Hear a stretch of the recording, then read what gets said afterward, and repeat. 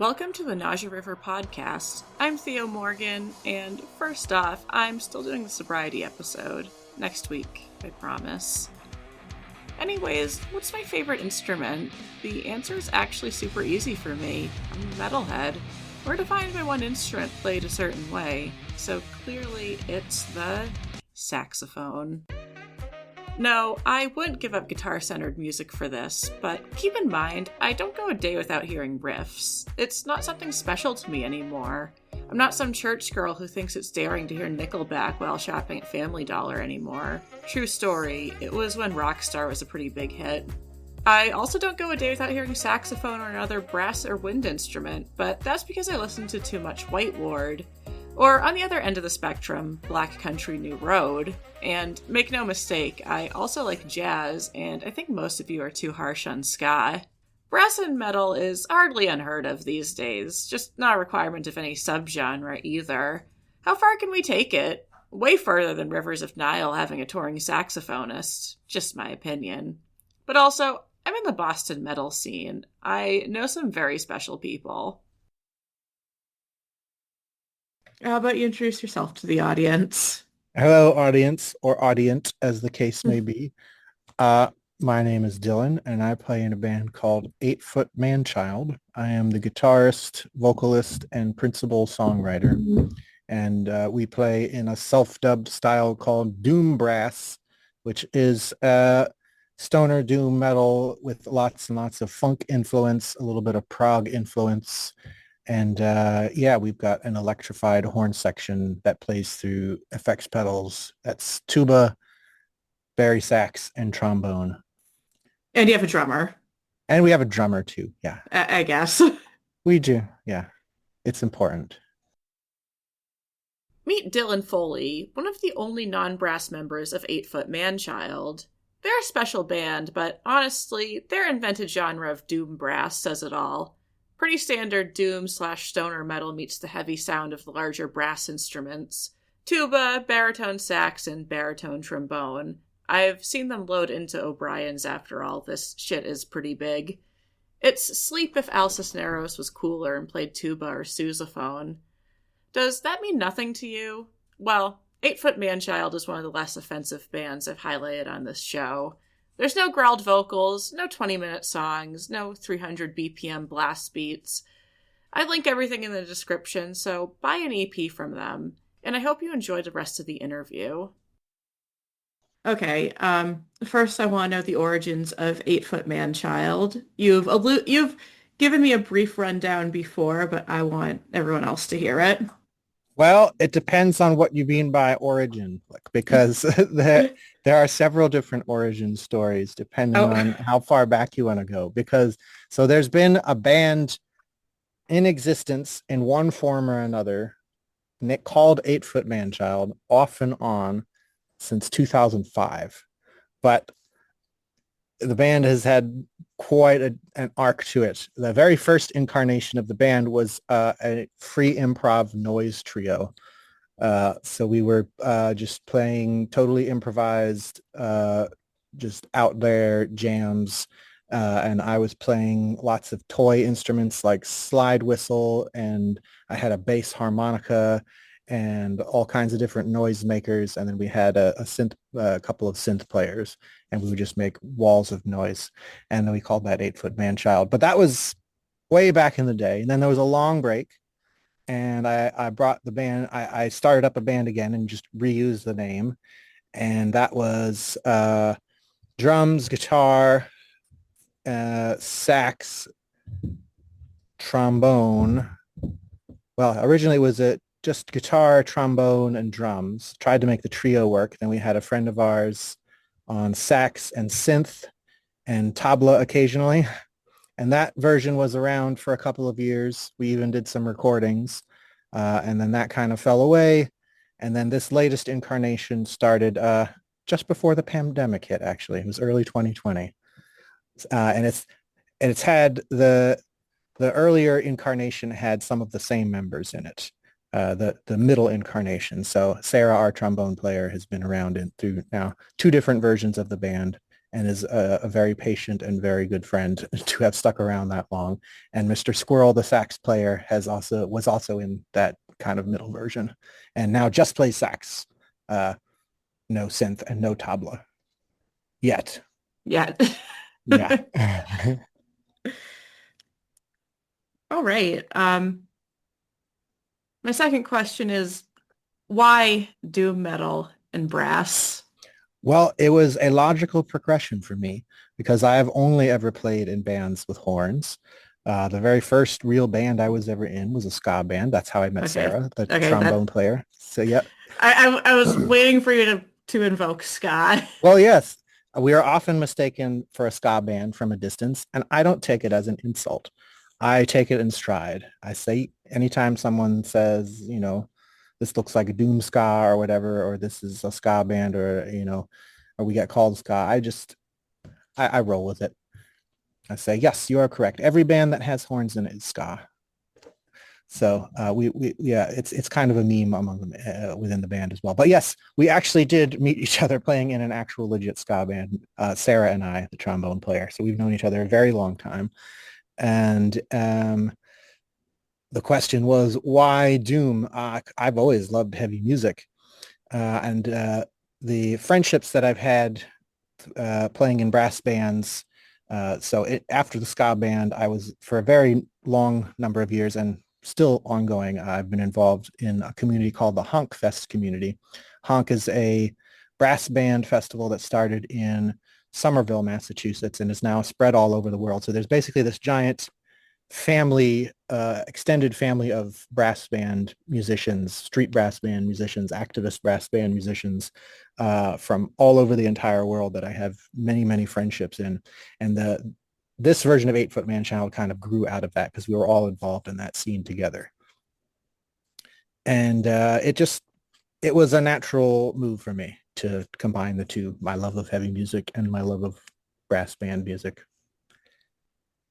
Yeah, tell me more about about Honk Fest. It sounds interesting, and I really like the sound of brass instruments, so I'm coming at this with a very Yeah. excited and curious mind. So Honkfest started in 2006, was the very first festival. It happens Indigenous Peoples Day weekend in Somerville, Massachusetts every year in October. And it was started by a band previously known as the Second Line Social Aid and Pleasure Society Brass Band out of Somerville. They changed their name to Good Trouble since then. They're the Good Trouble Brass Band. But it's a annual festival that gathers activist brass bands from all over the country and all over the world, bands that are nominally left-leaning and play at protests, play for good causes, play, and are community level bands. They're not professional bands, hmm most of them. And get together once a year, put on a free festival, take over Davis Square in Somerville. And that festival, by inviting bands from around the country, has like slowly grown so that those bands will come to Somerville. They'll go back to their home states and start their own honk fest. So there are honks in Austin, Texas. There's one in Seattle. There's one in New York. There's one in Rhode Island, in Providence. There are now, I think, 4 in Brazil. There's 2 in Australia. There's one in Japan. There's been ones in London, several in Canada. I think Vancouver and Ontario have both had honk fests at this point. Maybe there's been one in Quebec. I don't remember exactly. I think there has been one. But yeah, they're all over the world now. It's a global family of brass bands that I've been involved with for a long time now and have had very many cherished friendships through it. And in fact, That's, that's what the exclamation point is right there. oh, That's honk. The logo has an exclamation point on it, so that's what that is. okay. Yeah, I was gonna ask where the most far-flung Honk Fest was, but that's probably Australia. Yeah, there's 2 in Australia, one on the East Coast, one on the West Coast. Okay, so Perth and somewhere else. Yeah, Wollongong, which is kind of, yeah, that's the East Coast, and then I forget where the West Coast one is. Well, there's like the west coast of Australia, it's basically just Perth. I guess so. Yeah, it would have to be Perth. Yeah. Yeah. Or although if someone like in a tiny mining village made their own honk fest, I gotta respect it. Yeah, that would be pretty sweet. All right. So you're obviously very involved with brass bands and brass music, and that's where your roots lie. Hmm. Um, I just want to know some of your favorite music, either brass bands or music that heavily involves brass. My Because favorite, yeah, oh yeah, yeah. absolutely. My favorite band in the world is Fanfare Ciocărlia, who are a Balkan brass band from Romania. They play traditional Roma music, uh, what some people call G-word music. Hmm. I'm not allowed to say the word No, because I'd I'm not rather of that you. culture. Yeah, I Yeah. definitely It's would a really it's a want you to word. say it on the It podcast. has a word that has a lot of Yeah. contention in it's some people Yeah. from that culture are totally cool with it, some are not, and that's not my place to say whether it's okay to use or not. But anyway, point being, yes, they are Roma musicians. They play traditional Roma brass music. And I think they're the best band in the world. I think just like objectively speaking, they're so incredibly tight. I've never seen a band that was able to get on stage, and the most amazing thing about seeing them play is that they don't count off their music, right? You're used to seeing rock bands like Hmm. turn to the drummer goes 1, 2, 3, 4, we launch into the song. They don't do that. They literally, they're on stage, they have their instruments, they look at each other, okay, and they just blast off playing like the fastest, most like technically intricate shit you've ever heard in your life, and they're tight as any funk band doing it. Is there It's any percussive element to Yeah, that band? they play Okay. they have bass drum, and then they have like an extra aux percussionist who will play like sometimes they'll have snare too, but it's like a part it's like a hybrid setup where they have like a Okay. marching bass drum and then they have some drums on a stand. Yeah. But it's meant to be played in the street or at, weddings and festivals and things. Okay. Because I think that makes it more impressive because you could just say, well, there's no drummer to count to, but No, no, there are drummers, but yeah, the horns lead it. Like the horn, like everyone, it's like everyone's locked in as a unit. yeah. Is that your organizational goal for 8 Foot Man Child? Oh, we're never The ever dr going to be able to play that tight or that fast Not or that that or tight, in but that or in that style. you're deciding the time the drummer is beholden to your whims. No, no, no. The drummer is the heart and soul of should be the heart and soul of every rock band. Hmm. Yeah, drummers What's make or break. The what's drummers his make or break the band. what's his name? Tim is our drummer, and we love Okay. Tim. Yeah, Tim is our newest member, and he's a I, great sport, yeah. and he's a great player. You could not ask me what he looked like. You can ask me what your brass section looks like. I've seen Yeah, them. poor drummers, they're the least photographed Yeah. members of every band. They have to hang out in the back. They're generally obscured by their instruments. So yeah, Yeah. I get to stand right up front and be the star. No, it's the tuba player. It's your beautiful wife. You're not wrong. Yeah, it is. Allison really is the star of the show.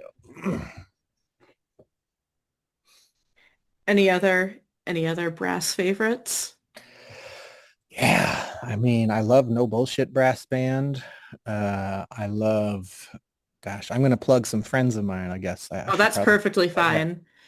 fine. You should absolutely check out Magnificent Danger. They are, I think, the best, in my opinion, probably the best brass band in Massachusetts, probably in all of New England. But they play strictly music from video games and anime, Okay. and some originals too. But they are amazingly tight, and they have incredible arrangements. Yeah, Magnificent Danger is superb.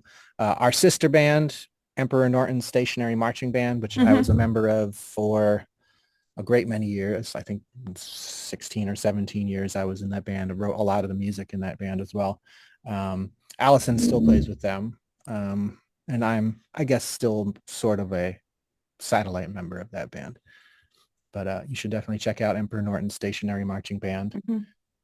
Oh boy, and it's too many other to even mention. Minor Mishap Marching Band from Austin, Texas, for sure. Am I wearing any honk? No, this is not a honk band shirt. I was going to say I could use that for inspiration. Yeah, there's a lot. Hmm. What's your Those are favorite just ska band? probably the Slackers Okay. because they're the only ska band I've seen live. Okay. No, that's very fair. Sarah, our trombone player, I should get this out of the way because it's going to come out eventually anyway. Sarah, our trombone player, is my ex-wife. So Oh, I'm in a band with my ex-wife and my wife. And Fleetwood Mac could never. Fleetwood Mac could never. But she's one of my best friends on planet Earth. I'm very, very lucky to have an ex-wife as nice and wonderful as Sarah. But she's been going to they always come through here like every December for some reason. It's always right around her birthday. So she's been going to that show every year for I don't know how many years. And had the privilege of going along at least a few times. So I like the Slackers okay. Mephistopheles, they're fun. Yeah. I'm not it's not music that it's a lot of fun to play. It's not music that I seek out all that often. Yeah, it's And interesting. I love seeing it live. Like It's it's interesting always a perspective blast. to have because, like, I interview a lot of metal musicians, and no one's doing it. No one's doing it for the payday. No one's like, "Oh, I love performing metal, but I just don't listen to it." I'm sure they're out there, but Could be. it's just some I haven't stumbled across that person yet. Hmm. But I think it's good to bring in a lot more some very fresh influences into metal. Yeah. No, Oh, I don't think anyone else is like I can even name like doom bands that have had brass instruments like Bong Ra, but they're not 8 Foot Manchild. no. Resin has a sax that they Yeah, bust out sometimes. I don't know why I'm pulling Bong Ra out of the hat when I've seen Resin live. I've seen their sax player. He's so Yeah. beautiful. Yeah. They put on a really good show. Trying You to think. you watch so they I could have run. I have a running list of heavy bands that use horns, and I'd love to put like a whole festival together at some point Yeah.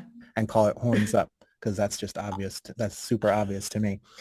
Uh, Pendejo from Spain are Hmm. really, really good. They've got trombone and trumpet. They've got more of a punk edge to them, but they're really fucking cool.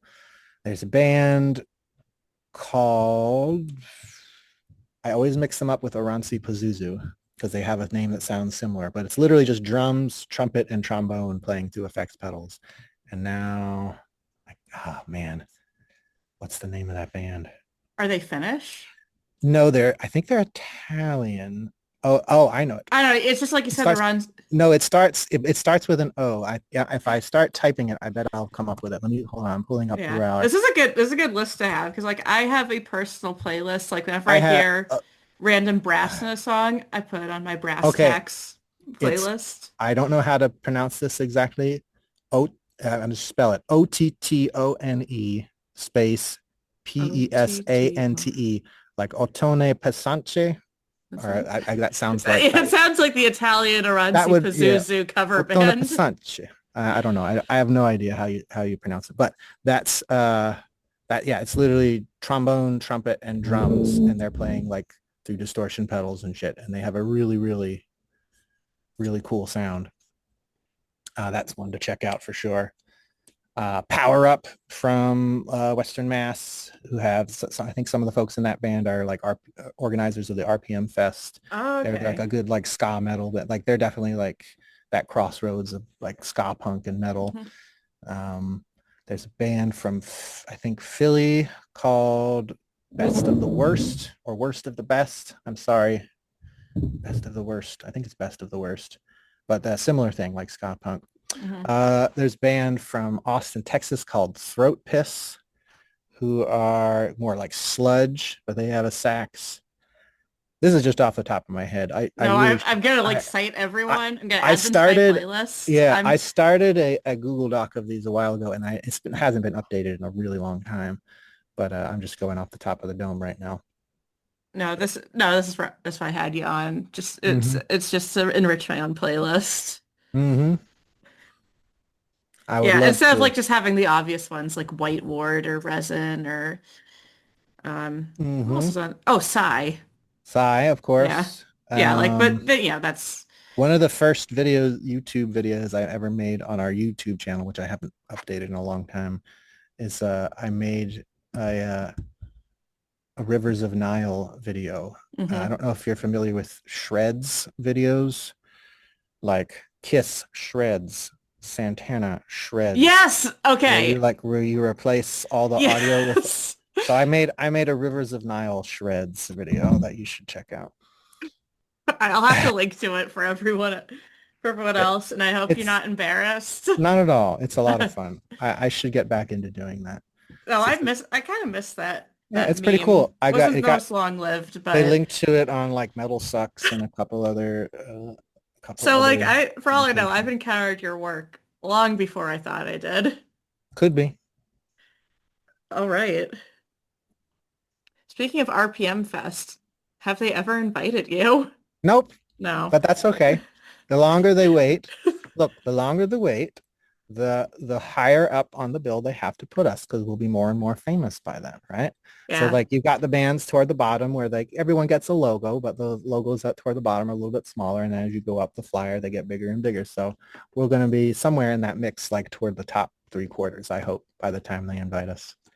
Great folks though, and a great festival. I went for the first time last year, and that was the first festival I had been to uh, that I wasn't playing at in like 20 years. Oh, that's crazy. Yeah, I had not been to a festival that I wasn't playing at in I think in like 19 years. And it was wonderful to not have any responsibilities other than to wander from place to place and see awesome music and check out the vendors. It was great. I loved it. We're going Yeah. again. We're going again this year. The We'll have lots. lineup's really good this year. Yeah, there's some bangers in there. It'll be great to see Conan again. Looking very much forward to it. Some friends of ours too, bands Hmm. that we've played with before. We're big Yeah. Coma Hole fans in this family. We love Solid Coma Hole. choice. Mm-hmm. Yeah, I think every RPM Fest lineup's had friends of mine on there. It's not too hard. It's a pretty small scene, and I'm glad they're like at least kind of open to like the doomier or post-metally side of Yeah, they always have Massachusetts metal. they do they do a very good job of like a wide array of things. You got your like grimy, nasty ass sludge. You got your more traditional heavy metal kind of stuff. You got your full on blast beat death metal. Um, yeah, they give just a little bit of everything. They do a very good job of balancing it, I think. Yeah. Do you think you'll ever get invited to Boston Calling? I know you may. I You know know, that. there was a few years ago. So the very first Boston Calling, I remember it was the very first year, some friends of ours in a band called Tiger Man Whoa got invited. And we were like, wow, this is really cool. You're going to be playing this big festival. And on that time, it was at City Hall Plaza. Hmm. And then I don't, correct me if I'm wrong. Maybe I just wasn't tuned in, but they went like a streak of years where they invited zero local bands. I think that's true. At least if it's not true, it feels like it's true, where they went like a long streak of years. And then a few years ago, maybe like 4 or 5 years ago, it would have to have been before the pandemic, I guess, but like 2019, they they brought back some local bands on a smaller stage, and I don't remember what it was, but they gave that stage like the most embarrassing, condescending name, and I can't remember what it was. It was like the Dreamers stage or something like that. They just call me a slur stage. Yes. Yeah, because it's the orange stage now, and that's Yeah, fine. that's totally neutral, right? But And I think I they love introduced orange. that. I love Yeah, orange. So like orange is great. I think they introduced it in 2019 because I remember in 2018 there weren't really any local bands, or I at have least to like say I'm not super tuned into Boston Calling. I I think used it's to be. awesome. I think it's freaking awesome that, they're back to inviting local bands. Tisk Tisk Task was invited Hmm. last year, and this year Vivid Bloom is going, or went, I Was guess, yeah. yes. Which was, I think it's freaking awesome. Yeah. I think With all having said all that, if they ever asked us to play, of course we're going to do it. I don't care if the stage is called the Dinky Doodle little kindergarten stage. Like, call it whatever you want. I'm going to the say yes. Somerville containment stage. Yes. I'm going to say yes if they ask us. Of course I'm going to fucking say yes. Like, I'll eat Yeah, it. I'll Yeah. I'd go there for you. Yeah, I I appreciate used that. to be more into Boston Calling because it was a fun tradition I did with my dad, but then we looked at our wallets and are like, this is starting to be less and less worth it Yeah. I've never been. for us. I'm sure Except it's the fun. local bands are always the highlight Of somehow. course. I would, but of course, they would have to be. yeah. But just like, last time I went to Boston Calling was 2023, and like basically it was only we're going for two things: the headliner and every bottom billed band. We're supporting local music. And Hmm. it was awesome. That sounds fun. I think they need to get one local metal band on there, just throw them a bone, see how the audience reacts. I like to think, well, I know that we have a pretty broad appeal, at least in terms of the types of shows we get invited to. The cool thing about at least standing out visually as a band is that uh, even if you play really heavy music, which we often do in our Mhm. songs, uh, we've it's opened doors for us being this kind of strange band that has this hybrid of horns and heavy guitars. So like we've played shows with full on grimy, nasty sludge metal bands. We've played shows with folk punk bands. We played a show with a band from Philly last year called Mariposas Galacticas, who are a cumbia punk folk band. Um, that was a lot of fun. That was at the Rockwell. And the same week, uh, that same week was our Doom and Grill, which was us. Well, we hosted at the Bang Space, which is this space behind me.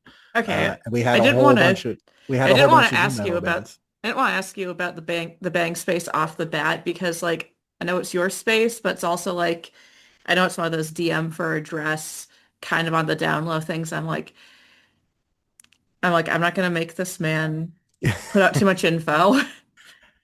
No, no, yeah, But yeah. I will say like the wall is very distinctive and I'm like, ah yeah, It's everyone's hard to concert miss. photos have been here. Yeah, I'll it's have hard to miss. I'll have friends like casually drop like, oh, I played an 8 foot Manchild's basement and like they're not even Doom.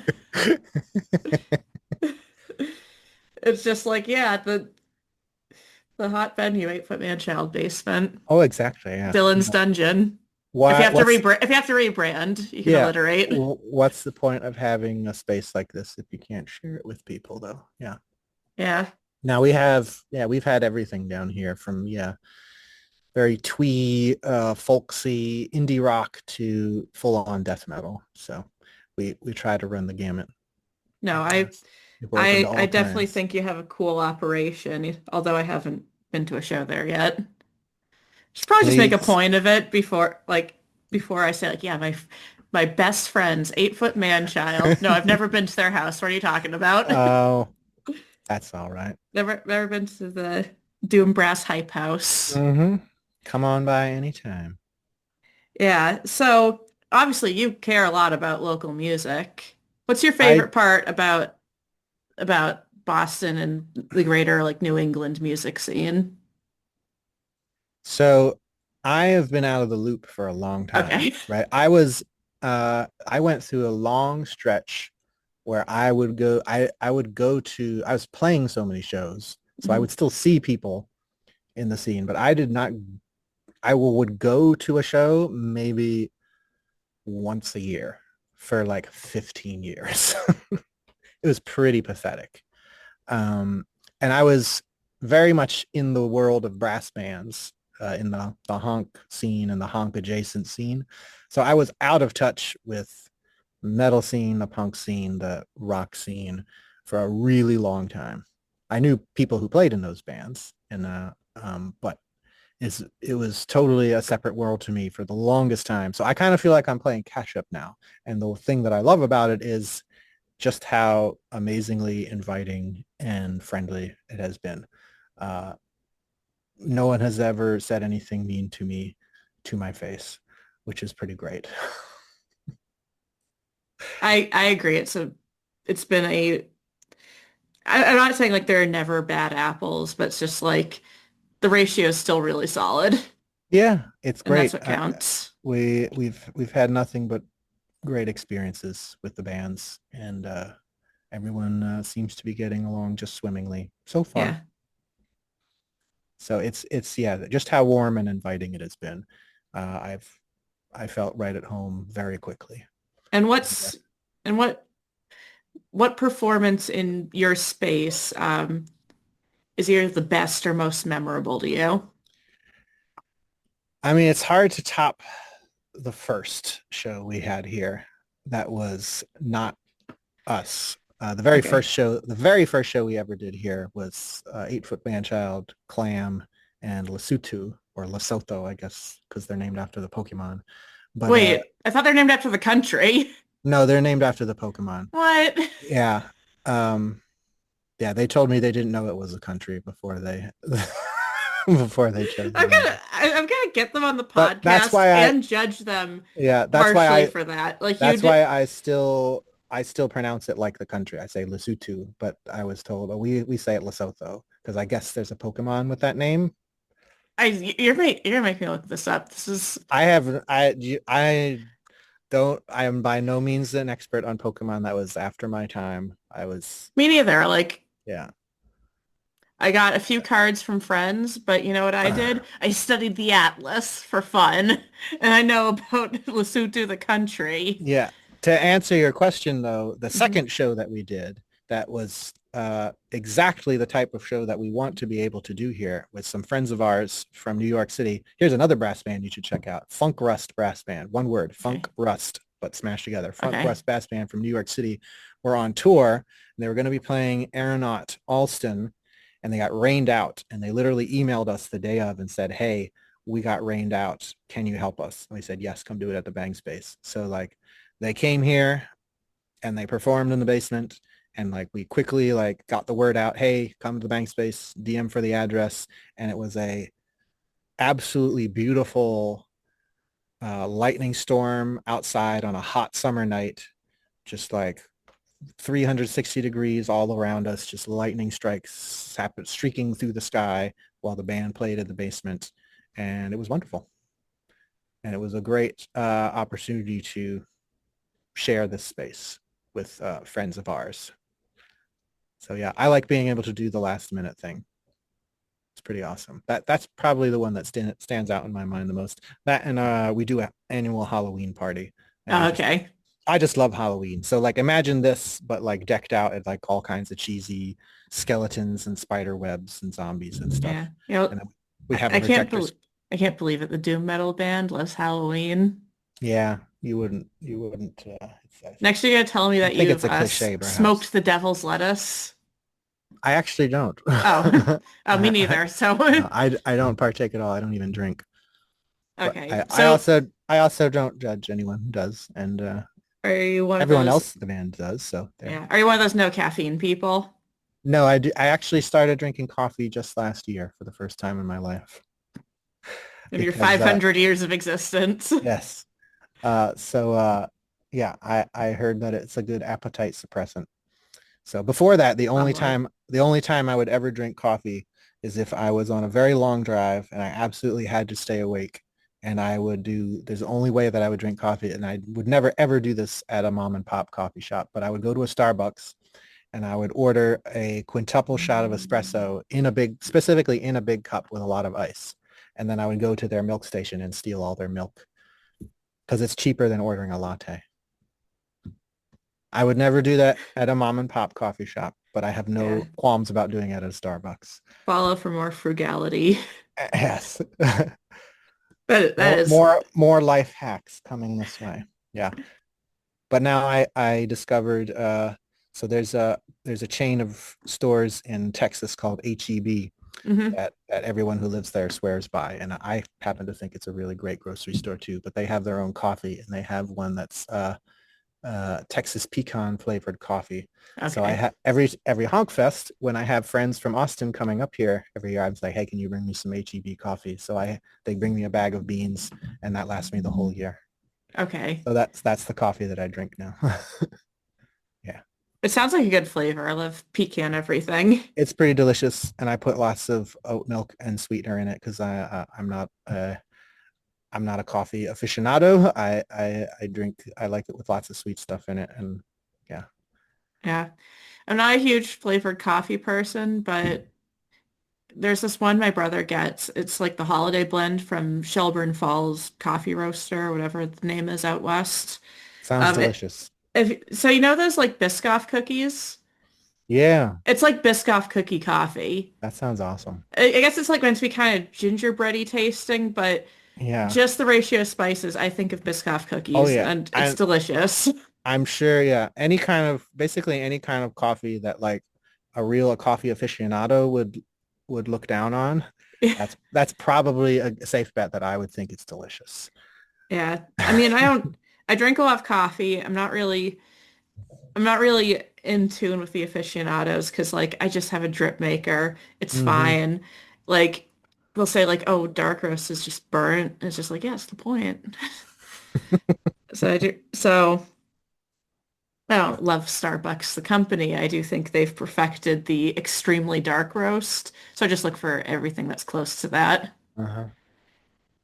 Um, Western Mass has some decent coffee roasters. I'm more out west, so that at least matters to me.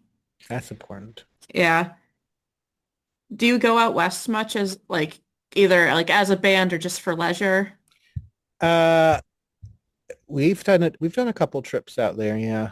Our very first trip, the show got canceled the day of, so Okay. that was pretty discouraging.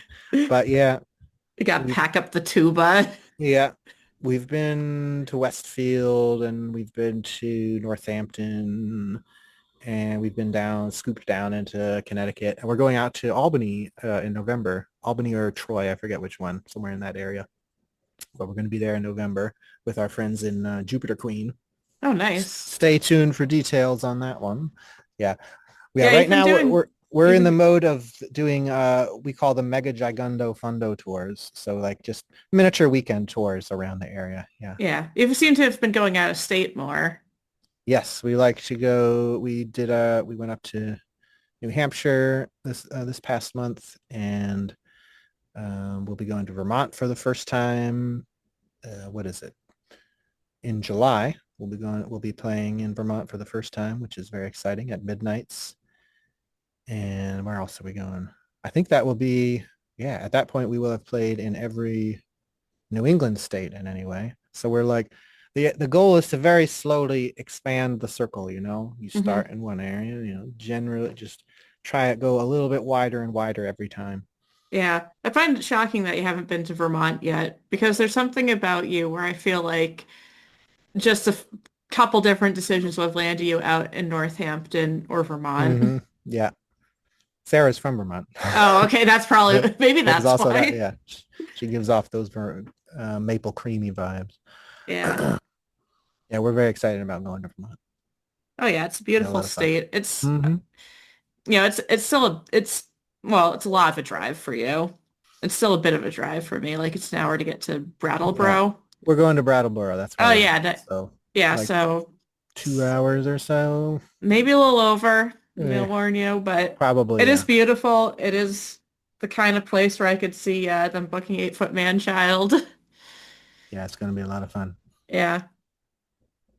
No, I just like I've sometimes just go there with my mom to explore. We both like Brattleboro. Um, I definitely like the area around Dartmouth University, but it's such a long drive. I don't want to do it most of the time. Yeah, we've been up to all the way up to Montpelier with Hmm. Emperor Norton's station there, Okay. like our sister band back in the days when I was Yeah. playing with them, which I love. That's a beautiful little fairy. It's like Yeah. from a fairy tale, just Allegedly the quaint only little state town. capital without a McDonald's, which adds to Awesome. the charm. It's also, I happen to know it's the smallest state capital Yeah, too. I mean that's fair, but I think like they do have some ordinance that prevents most chains from being there too, which I think is pretty cool. Like it definitely works for a very small town. And every year for Valentine's Day, there is a mysterious group of volunteers who go around the entire town and decorate it with pink hearts Oh my all over. God. Yeah. Makes me think love is real after all. Yeah. Yeah. So Yeah. it's a little fairy tale village. And I wouldn't mind playing there sometime. Oh yeah, that'd be cool. Too bad you're not in Emperor Norton's marching band anymore. But I do find I'm just sitting here smug, like I know the reference. I know who Emperor Norton was. Yeah. I don't know Yeah. if we elaborate on it here, if I have to like write the script being like Emperor Norton was the Hmm. self-proclaimed Emperor of San Francisco. Emperor of these United States and Protector of Mexico was his full title. Yes. Yeah. Everybody Google Emperor Norton when you get home and then Yeah. check out the band too. We've got some pretty Yeah. good Band music. secondary. The history is just really cool. Of course. Yeah, I absolutely. like the some of the quirky figures of American history. And now it's an awful time and we just get like the January 6th shaman. Hmm.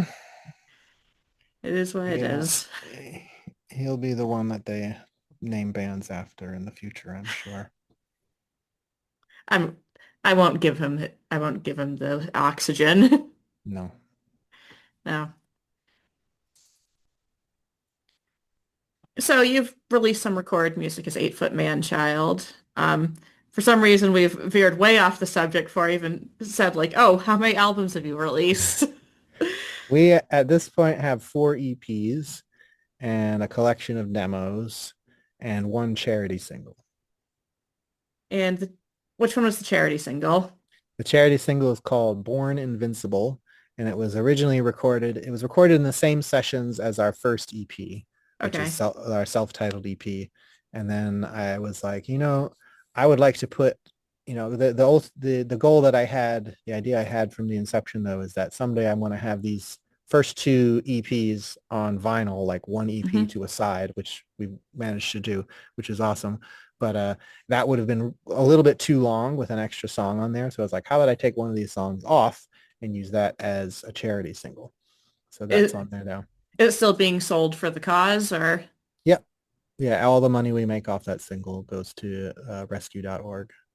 nice? Hmm. And which song is it again? It's called Born Invincible. Or Invincible. Yep. And Yeah, if you buy it on I, Bandcamp, you get the original and you get an 8-bit remix of it, like a chip, 8-bit remix. chip tune remix. Yeah. It's like the opposite of that band that does the brass video game music. Yeah. The exact opposite. We take the brass music and we turn it chip tuney. Yeah, 8-bit Hell yeah. Manchild. Someday we'll release like an album of remixes of all 8-bit versions, and we'll call it 8-bit Manchild, obviously. Yeah. I mean, that's a little more creative than just like dubstep remixes, drop bass, tuba breakdown. No, we don't need no more dubstep in this world. Yeah, it's a little too much. 2010 is over. Yeah. Yeah. Having said that, if there are any EDM DJs out there who would like to remix our music, I won't say no. That'd be pretty fun. Hmm. Do you ever plan to release a full album or? Yeah, we're working Okay. on it right now. Ooh, okay. Yeah, I'm in the process of writing it, and I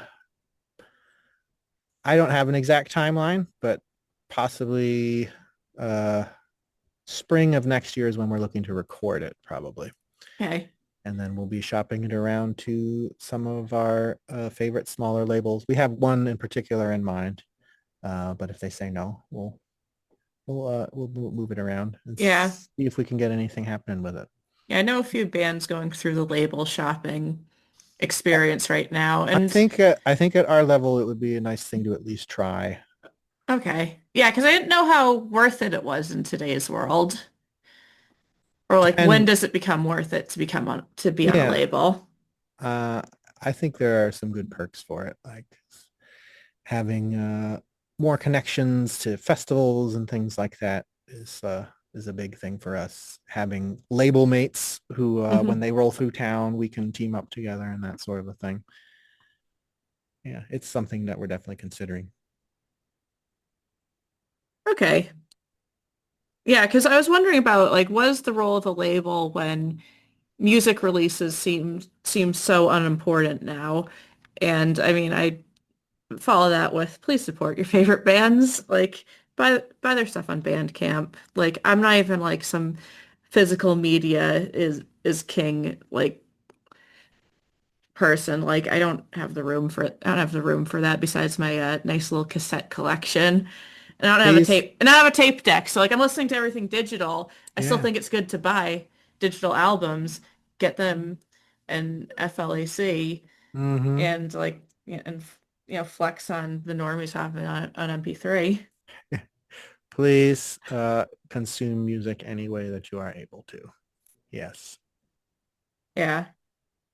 But I was one, but I never really thought about like the connection to festivals because like I don't really follow like individual labels anymore. Someone's barking. Mm-mm. Yeah, I don't follow individual labels that much anymore besides like ones where like I love their whole roster. So it's just, but at that point, it's more of a centralized way to get news. Like I don't actually think about like how am I going to get like the latest releases and going the individual band camps usually. Yeah, And that's how like, I do it too. yeah, and I'd say like it's only seems to be larger bands that just like don't have a band camp and just like have their label distribute the music. Mm-hmm. A lot of bands do both these days with like, especially if it's the really small labels. Yeah.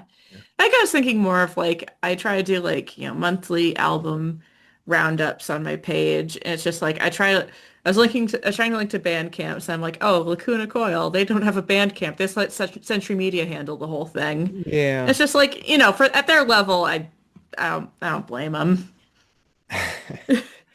I don't anticipate ever getting to that level. No, So I don't think I'm okay Century with that. Media's on the Doombrass No, train not yet. yet. Not They'll yet. they'll They'll catch up hear. someday. Yeah. Word of Everyone will mouth. eventually. Yeah.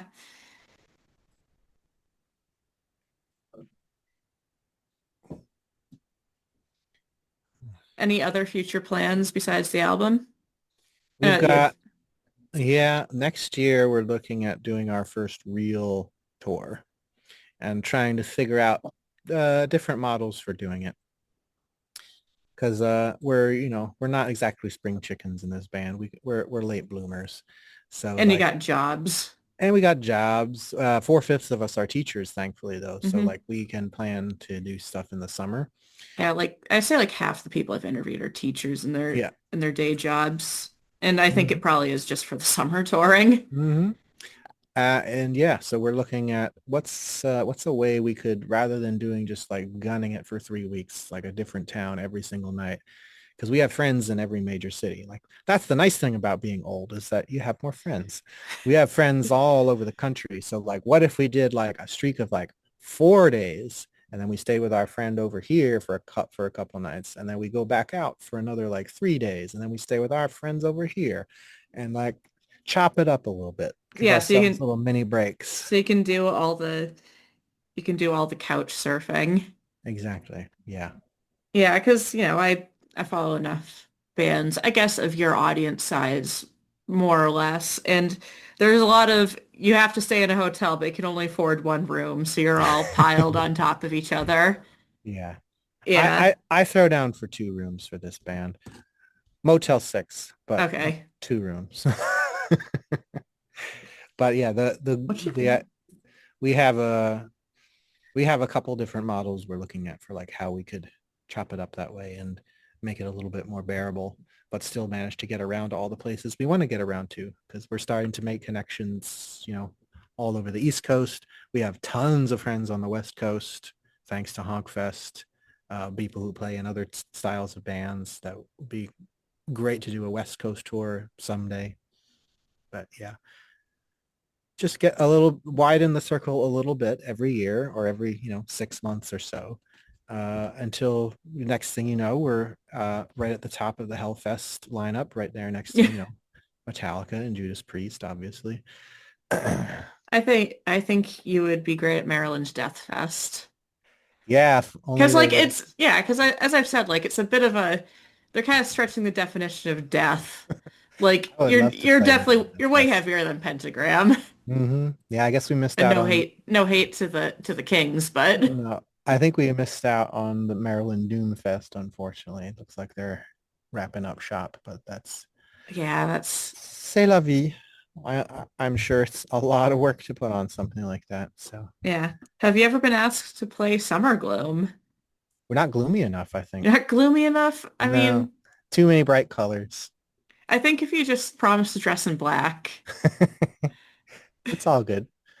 We're still gonna go and support, and Oh there's a yeah. lot. There's always great bands there. So Yeah. I mean, like I go and support and like I can't perform anything unless they want like some spoken word monologue. hmm I think stand up would go real well oh, for there. sure. Got to break it up somehow. Yeah, maybe Yeah. in between the Some bands. That's gallows humor. yeah. During the changeover, have some stand up and some spoken word, some slam poetry. Why not? So one question that I kind of thought about while talking to you. Since you have to travel with some unusual instruments, is it difficult or not? How difficult is Yeah. it to not difficult to load a tuba into a van? When Allison insists on bringing the sousaphone everywhere, it's difficult because it's a very large instrument. That one's just for decoration. The real one's over there actually. Okay, But yeah, it takes up a lot of space, but it's also visually so awesome to it have is. a big ass sousaphone on stage. She also has a miniature tuba that's a full range B flat tuba. It's just the piping is wound so tight that it's basically like that The big. only big part is like The bell isn't the even that actual big. bit. The Oh, bell is like the size of a dinner plate. that's So yeah, interesting. yeah, That's basically a French horn. that's what she plays in the bang space because the ceilings are actually too low for a sousaphone down here. But that's really Okay, the that's only hard part. It's like, yeah, if you want to bring the sousaphone along, everything else is totally fine. okay. And we're very big fans of sharing backline. Like I don't care what kind of amp cab I plug into. Like I'll Okay. always coordinate ahead of time, especially when we do a mini tour. Like I don't want to haul a cab with me. So I'll always coordinate ahead of time. Hey, do you have a cab that I can plug my head into or a combo that I can plug into? Because I really don't, does not make a difference to me at Okay. all. And then horns, sometimes for stage volume, we'll bring along amps for stage volume, but usually they're just running directly into the house. Okay. Yeah. So it's not difficult so far. We've been very fortunate to play with very generous folks that allow us to borrow the more difficult stuff, right? So we have not had the experience yet of having to haul literally everything with us: instruments, amps, all the merch, and Hmm. everything all at once. We'd have to get pretty creative about how to pack the van if we were to do that. Yeah, it's like Tetris. Uh-huh. And one last question. Mm-hmm. You have that iconic sticker with the exploding head from Scanners, right? Oh no, it's not from Scanners. Not from Scanners? We made that up You made it up. ourselves. Okay, I thought it was It's that. no, it's totally original. Okay. We did not take that from anything. Oh, I thought you just color shifted. That's actually way better. No, But that is a completely original design. It's not from any movie. okay. If anyone asks anyway. So that sticker that's totally not from Scanners, you were going to Yeah. ask something about it. The very original is his head exploding because he heard Doombrass for the first time and Yes. need an extra neuron to handle it. He came to one of our shows and saw us getting on stage in our bright colors with our horns. It's like, oh, this is a ska band, obviously. And then we hit the downbeat and his head immediately exploded. Yes, that's why his head is exploding. No, he it's exploding because he went to a show without earplugs. Yeah, that too. Always wear earplugs, kids. It's not cool. I remember the days of like going to metal shows when I was young and like it was a bragging point to be like, oh man, did you go to that show? Oh man, that was so sick, man. My ears were ringing for 3 days after that. Oh, and we thought that was cool. And For I'm me, here. it was amusing once. No. I'm here to tell you it is not cool. You should Is never always, amusing. no, you should always wear ear protection. I'm very, Yeah. very happy to see like every time I go to a show nowadays, I see people, everyone has earplugs. Whereas in my day coming up, no one fucking wore earplugs. Yeah. No. Yeah, I think recently I had to give my dad earplugs for a concert and he's like, it's not going to matter. And I'm like, for me, it does. Because hmm I do, dozens of these every year.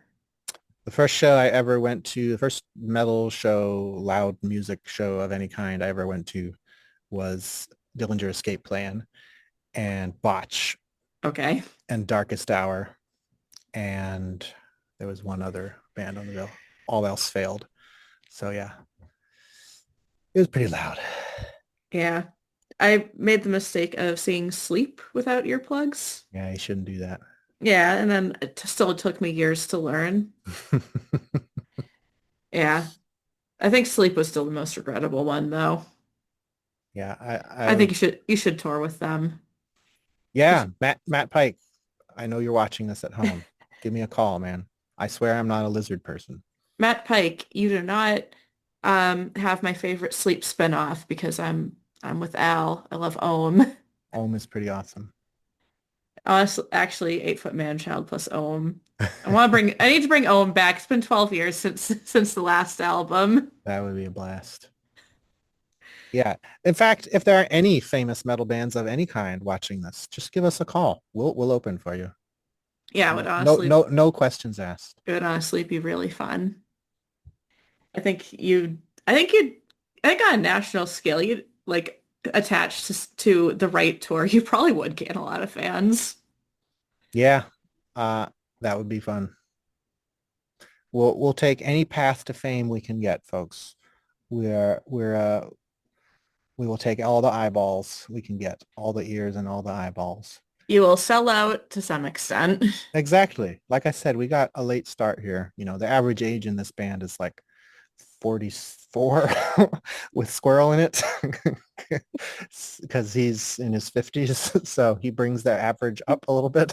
He looks like a youthful cherub to me. Well, it's all about how you conduct yourself. Yes. Yeah, He's young at heart. exactly. So point being, yeah, we're trying to get this. We don't have all the time in the world to get this done, to get to a level where we're comfortable. Yeah. Make sure 8 Foot Manchild can afford their Botox. Exactly. Once again, thank you, Dylan, for coming on the show. Not much to say here. I want them to open for a larger band somewhere and spread the Doombrass gospel, but I shouldn't speak about myself doing that. Other than that, I'm Theo Morgan, and have a good night.